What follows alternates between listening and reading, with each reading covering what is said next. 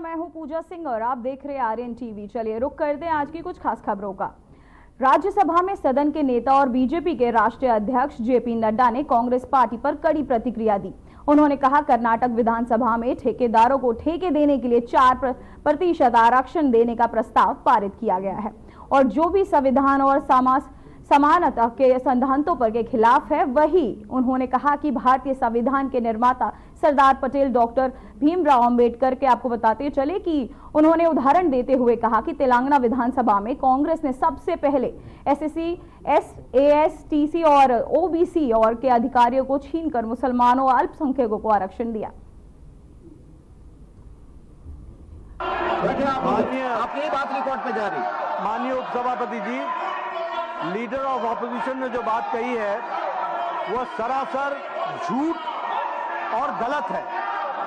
कांग्रेस का इतिहास रहा है, चाहे वो कर्नाटक की विधानसभा रही, कर्नाटक के विधानसभा में ठेकेदारों को कॉन्ट्रैक्ट देने के लिए 4% का रिजर्वेशन का प्रस्ताव पारित किया है। 4% का। ये अंबेडकर के रखवाले बनते हैं। उपसभापति जी, ये अंबेडकर के रखवाले बनते हैं।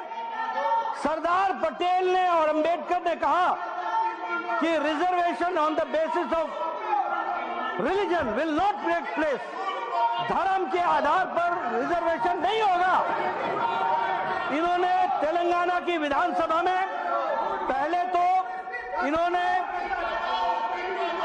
एससी का, एसटी का और ओबीसी का हक मार करके रिजर्वेशन मुस्लिम्स को, माइनॉरिटीज को देने का काम किया है।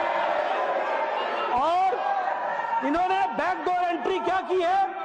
बैकडोर एंट्री ये की है कि माइनॉरिटीज को, मुस्लिम्स को स्पेसिफिकली ओबीसी में बैकडोर से एंट्री देने का भी काम, कुछ प्रयास इन्होंने किया। इतिहास इस बात का गवाह है। और अभी भी मेरे वक्तव्य के बाद डीके शिव कुमार ने फिर से कहा है कि संविधान कांग्रेस ने दिया है, संविधान को बदलने का काम भी कांग्रेस करेगी। There is no repentance. और बदलने का क्या काम है? बदलने का काम यह है, सरकारी नौकरी तो छोड़ो, अब ठेकेदारी में भी रिजर्वेशन होगा। ठेकेदारी में इनका दिमाग। आप प्लीज आप बैठे, अपनी जगह बैठे प्लीज।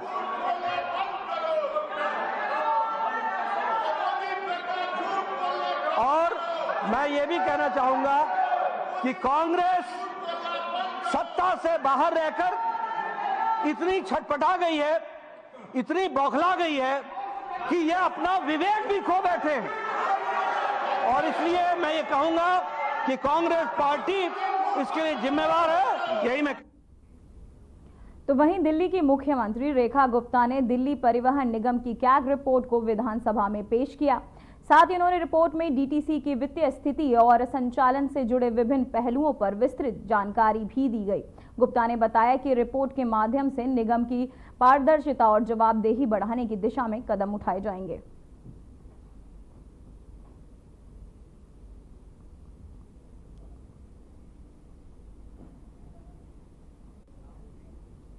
तो वहीं उत्तर प्रदेश में बीजेपी सरकार के 8 साल पूरे होने पर मुख्यमंत्री योगी आदित्यनाथ ने प्रधानमंत्री नरेंद्र मोदी के मार्गदर्शन और विजयहीन नेतृत्व में सराहना की। उन्होंने कहा, प्रधानमंत्री मोदी के प्रेरणादायक मार्गदर्शन से सेवा, सुरक्षा और सुशासन के लिए उत्तर प्रदेश की डबल इंजन की सरकार के 8 साल सफल रहे हैं। योगी आदित्यनाथ ने राज्य की 25 करोड़ जनता का धन्यवाद करते हुए उनके समर्थन का आभार व्यक्त किया।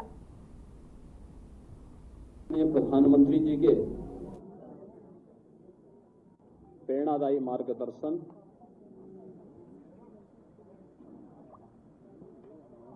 और उनके विजनरी नेतृत्व में सेवा, सुरक्षा और सुशासन के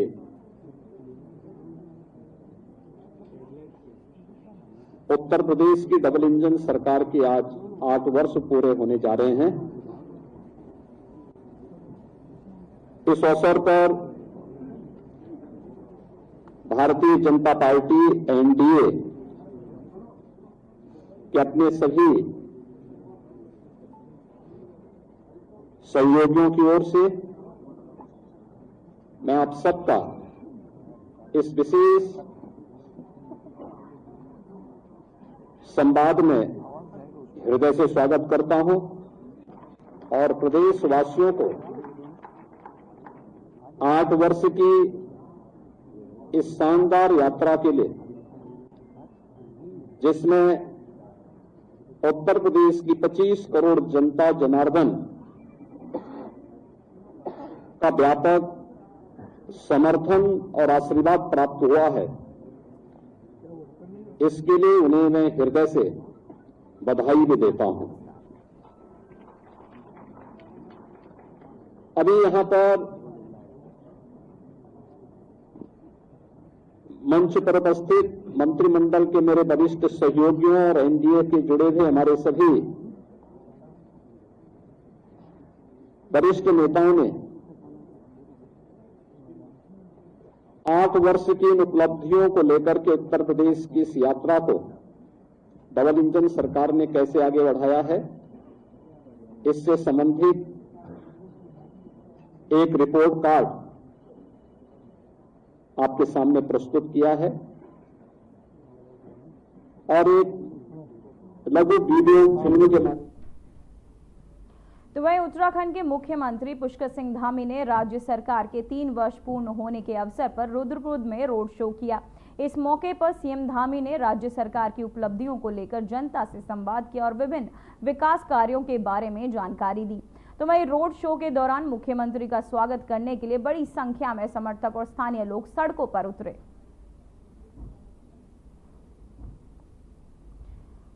सीएम धामी ने रुद्रपुर में किया रोड शो, बड़ी संख्या में समर्थक सड़कों पर उतरे।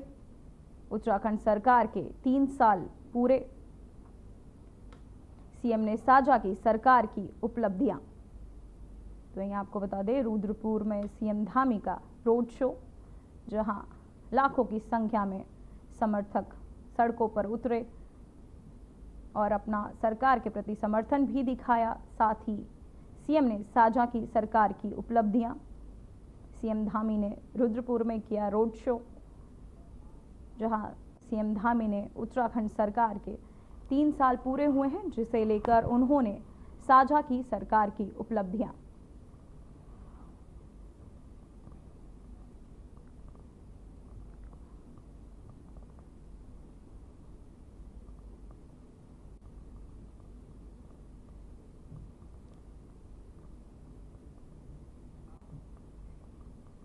तो वहीं महाराष्ट्र के मुख्यमंत्री देवेंद्र फडणवीस ने कॉमेडियन कुणाल कामरा के आलोचना करते हुए कहा, कामरा ने महाराष्ट्र के पूर्व मुख्यमंत्री और वर्तमान उप मुख्यमंत्री एकनाथ शिंदे को अपमानित करने का प्रयास किया है। हम इसकी कड़ी निंदा करते हैं, ऐसी हरकतों को सहन नहीं किया जा सकता। फडणवीस ने कहा कि 2024 के चुनाव में जनता ने तय कर दिया है कि कौन गद्दार है और कौन खुददार। उन्होंने आगे क्या कुछ कहा, आइए आपको सुनाते हैं। स्टैंड अप कॉमेडियन कामरा, इन्होंने एक गीत के माध्यम से महाराष्ट्र के पूर्व मुख्यमंत्री और विद्यमान उप मुख्यमंत्री श्री एकनाथ शिंदे जी को अपमानित करने का प्रयास किया है। ये गलत है, हम इसकी निंदा करते हैं। ऐसी चीजों को सहन नहीं किया जा सकता। कामरा को मालूम होना चाहिए कि 2024 के चुनाव में जनता ने निर्णय कर दिया है कौन गद्दार है कौन खुददार है, और स्वर्गीय शिवसेना प्रमुख हिंदू हृदय सम्राट बाला साहब ठाकरे जी की विरासत ये शिंदे जी के पास है। इस पर जनता की मोहर लगी है। तो कोई स्टैंड अप कॉमेडियन खड़ा रहकर इस प्रकार से उनको गद्दार नहीं कह सकता। जनता ने दिखा दिया, जिन्होंने गद्दारी की, जिन्होंने बाला साहब ठाकरे के विचारों से गद्दारी की, उनको घर भेजने का काम ये जनता ने किया हुआ है। और मैं ये मानता हूं कि कॉमेडी करने का भी अपना अधिकार है, व्यंग कसने का भी अधिकार है। हमारे ऊपर भी चाहे। तो दिल्ली विधानसभा के स्पीकर विजेंद्र गुप्ता ने कहा कि इस महीने में सार्वजनिक लेखा समिति का गठन किया जाएगा। उन्होंने बताया कि ये समिति राज्य सरकार के वित्तीय कार्यों की निगरानी करेगी और पारदर्शिता सुनिश्चित करेगी। साथ ही गुप्ता ने कहा कि पैक के गठन से विधानसभा जिम्मेदारी को जवाबदेही बढ़ेगी। दिल्ली विधानसभा में होगा पैक का गठन, दिल्ली में पीएसी गठन से बढ़ेगी पारदर्शिता। विजेंद्र गुप्ता ने की पीएसी का गठन की घोषणा। दिल्ली विधानसभा में होगा पीएसी का गठन। वहीं आपको बताते चले, दिल्ली में पैक गठन से बढ़ेगी। वित्त मंत्री वीरेंद्र गुप्ता ने पैक गठन की घोषणा की। दिल्ली विधानसभा में होगा पैक का गठन।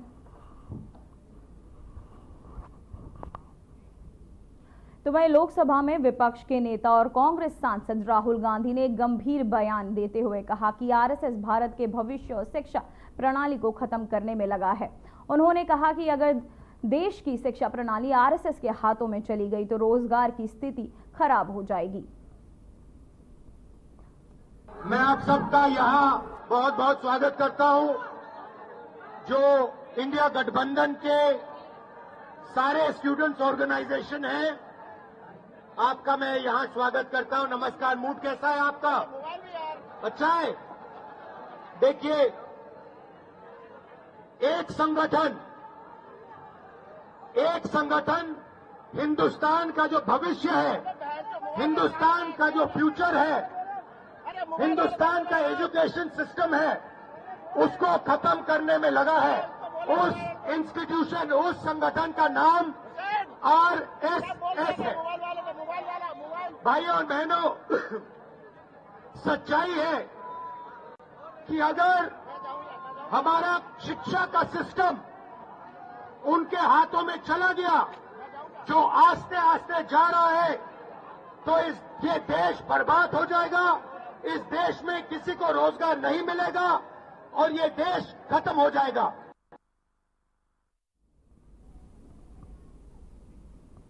आम आदमी पार्टी ने आज दिल्ली विधानसभा में 2500 रुपए के मुद्दे को लेकर विरोध प्रदर्शन किया। तो वहीं पार्टी के विधायक और समर्थक विधानसभा परिसर में जुटे और सरकार के खिलाफ नारेबाजी की। साथ ही उनका आरोप था कि दिल्ली सरकार ने 2500 रुपए की राशि को लेकर जो वादा किया था वो अब तक पूरा नहीं किया गया है। तो वहीं आप नेताओं का कहना था कि दिल्ली सरकार ने गरीबों और जरूरतमंदों को 2500 रुपए देने का आश्वासन दिया था, लेकिन अब तक कोई ठोस कदम नहीं उठाया गया है। पार्टी ने सरकार से मांग की कि जल्द से जल्द यह राशि महिलाओं के खाते में डाली जाए ताकि वे आर्थिक संकट से उभर सके।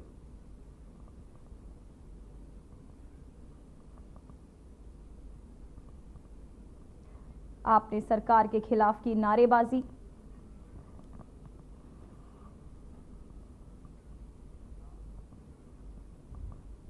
तो वहीं दिल्ली पुलिस ने जंतर मंतर पे एनईपी 2020 यूजीसी ड्राफ्ट नियमों और पेपर लीक के खिलाफ प्रदर्शन कर रहे एनएसयूआई कार्यकर्ताओं को हिरासत में लिया। प्रदर्शनकारियों ने इन मुद्दों को लेकर सरकार के खिलाफ नारेबाजी भी की।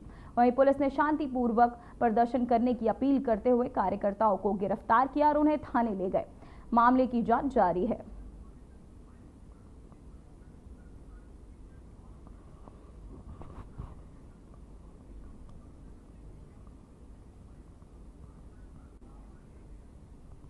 तो वहीं बिहार विधानसभा परिषद के बाहर आरजेडी के सदस्य विधान परिषद में राज्य में कानून व्यवस्था की विफलता के खिलाफ विरोध प्रदर्शन किया। आरजेडी के नेताओं और कार्यकर्ताओं ने इस दौरान सरकार के खिलाफ जमकर नारेबाजी की और राज्य में बढ़ती अपराध की घटनाओं पर सवाल उठाए।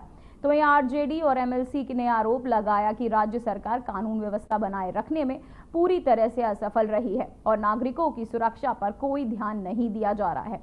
तो वहीं प्रदर्शनकारियों ने बिहार के अपराध दर में वृद्ध महिलाएं और बच्चों के खिलाफ अपराधों की बढ़ती घटनाओं के बारे में सरकार को कठोर कदम उठाने को कहा है।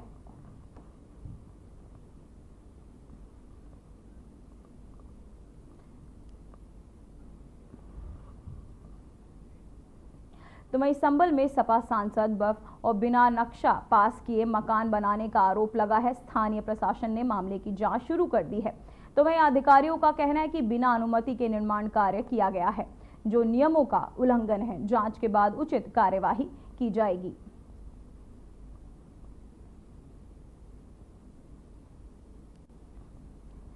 सपा सांसद बफके ने किया नियम उल्लंघन, तो वहीं वक्र पर बिना नक्शा निर्माण आरोप। सपा सांसद बकर के खिलाफ जांच शुरू। तो वहीं शंभू और खनौरी सीमाओं पर किसान मजदूर मोर्चा और संयुक्त किसान मोर्चा नेताओं की गिरफ्तारी को लेकर पंजाब में किसान में आक्रोश है, जिसके चलते किसानों ने शंभू और खनौरी बॉर्डर पर राज्य सरकार और पुलिस कार्यवाही के खिलाफ प्रदर्शन किया। उन्होंने गिरफ्तारी का विरोध करते हुए भारतीय किसान यूनियन के फ्लोर एसडीएम कार्यालय के बाहर मार्च निकाला और प्रदर्शन कर रहे किसानों ने सीएम भगवंत मान का पुतले को भी जलाया। एक किसान नेता ने आरोप लगाया कि ट्रैक्टर, ट्रॉलियां ऐसी और अन्य सामान जब्त कर लिया गया जो चोरी हो गए हैं, लेकिन पुलिस ने कोई कार्यवाही नहीं की। किसानों ने जवाबदेही और अपना सामान वापस मांगने की अपील की है।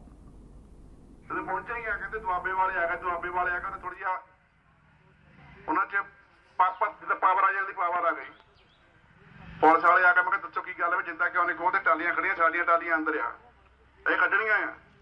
नहीं जी, तुम टालियां ले जाओ, ट्रैक्टर ले आओ, टालियां ले जाओ, ना पर्चा होना ना कुछ होना। मैं सब तो पहले पर्चा होना है, उस तो बाद कहते वीडियो नहीं बनानी है। मैं उस तो बाद वीडियो भी बनाई जाएगियां, असीं पावांगे भी, ना लैके पावांगे।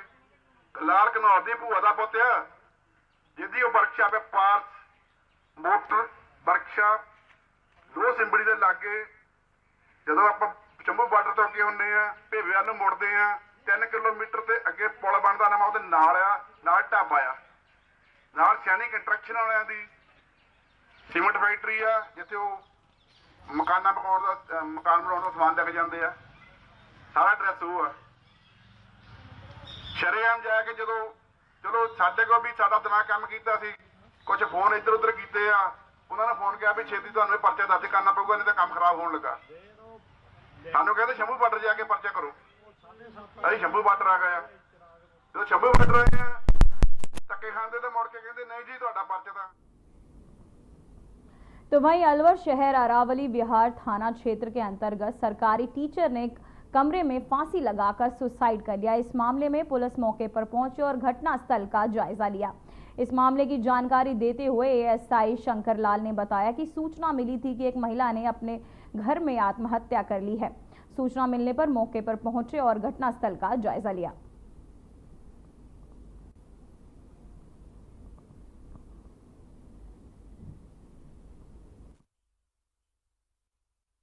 मेरा भतीजा है, वे सर्विस करता है, उसके घर वाले भी यहाँ टीचर है और भतीजा की ड्यूटी बांधीपुर है, उसकी यहाँ अलवर है, यहीं उनके बच्चे को पढ़ा के यहाँ रहती थी।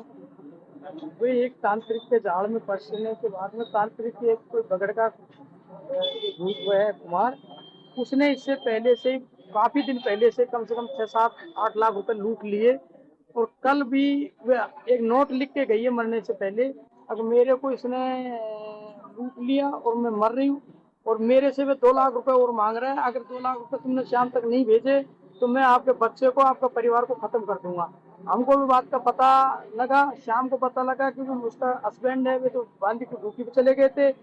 2 बेटे, एक बेटा एक बेटी जो ट्यूशन करने चले गए, सबको खाना खिलाने के बाद में पीछे से नोट लिख के गई है, लिखने के बाद में उसने कटवा से आत्महत्या कर ली। कि जनता कॉलोनी, महाराष्ट्र कॉलोनी में एक महिला ने सुसाइड कर लिया है। इस सूचना पर मौके पर पहुंचे तो मृतका गुड्डी देवी पत्नी अशोक मीणा उम्र 36 साल, जो कि सूरजमल कॉलोनी में किराए से रह रही थी 1.5 साल से, जो पेशे से टीचर थी, जिसकी पोस्टिंग पथरोड़ा यहाँ इसमें थी, मुंगस का पास में। इसके 2 बच्चे हैं, एक लड़की एक लड़का है, और इसका पति जो अशोक कुमार वो भी टीचर है, जो आबानेरी दौसा में है, बांध के पास वहाँ पोस्टिंग है। इसका पियर गोटा है और ससुराल ये यहाँ पर। तो वहीं जम्मू कश्मीर के कठुआ जिले में हीरानगर तहसील के सन्याल गांव में लगभग 700 मीटर की दूरी पर स्थित ढोलक गांव में सुरक्षा बलों और आतंकवादियों के बीच एक मुठभेड़ भी जारी है। भारतीय सेना, जम्मू कश्मीर पुलिस और सीआरपीएफ की टीम ने सन्यालको और ढोलक गांव को घेर लिया है और गांव वालों को सुरक्षा कारणों से अपने घरों के बाहर ना निकलने की हिदायत भी दी है।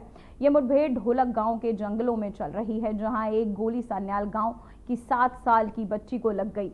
ये गोली मुठभेड़ स्थल से लगभग 1.5 किलोमीटर की दूरी से आई थी, जब बच्ची अपने घर से बाहर खड़ी थी। बच्ची को गोली लगने के बाद सुरक्षा बलों ने सभी गांव वासियों को घरों से भीतर रहने की सलाह दी है।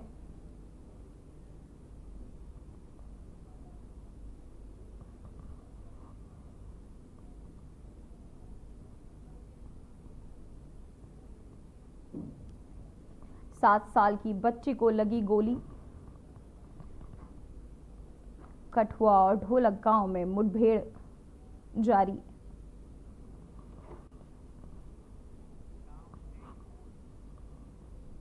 तो वहीं राजकोट जिले में स्थित KBZ नमकीन फैक्ट्री में अचानक आग लग गई, जिससे वहां अफरा तफरी मच गई। तो वहीं घटना स्थल पर पहुंची फायर ब्रिगेड की टीम ने तत्परता दिखाते हुए आग पर काबू पा लिया और फैक्ट्री में किसी भी प्रकार के बड़े नुकसान को टाल दिया। फायर ब्रिगेड के अधिकारियों के अनुसार आग की जल्दी हुआ, जिसके चलते आपको बताते चले राहत की बात यह रही कि इस घटना में किसी के हताहत होने की कोई खबर नहीं है।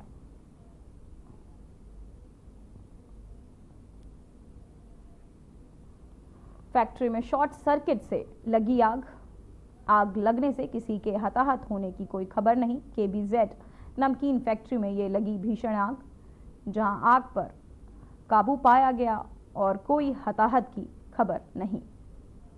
तो वहीं आपको बताते चले फैक्ट्री में शॉर्ट सर्किट के चलते आग लगी।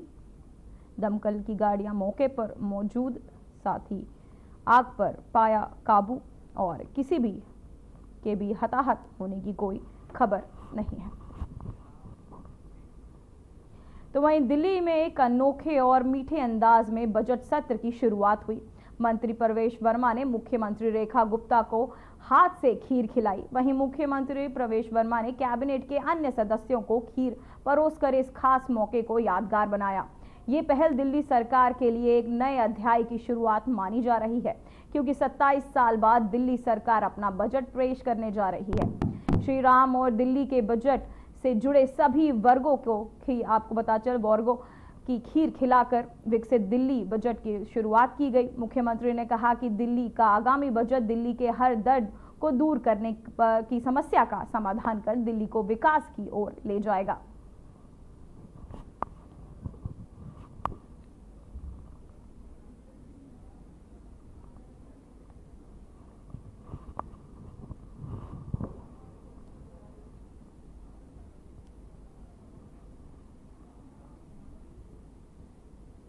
साथ ही आज मुख्यमंत्री मोहन यादव की अध्यक्षता में एक महत्वपूर्ण कैबिनेट बैठक आयोजित की गई, जिसमें राज्य की कई अहम नीतियों और योजनाओं पर गहन चर्चा हुई। इस बैठक में लिए गए फैसलों को लेकर कैलाश विजयवर्गीय से मीडिया को विस्तार से जानकारी दी। तो वहीं विजयवर्गीय ने बताया कि कैबिनेट में कुछ महत्वपूर्ण फैसले लिए गए हैं, जिनमें राज्य के विकास से जुड़े कई अहम मुद्दे भी शामिल हैं।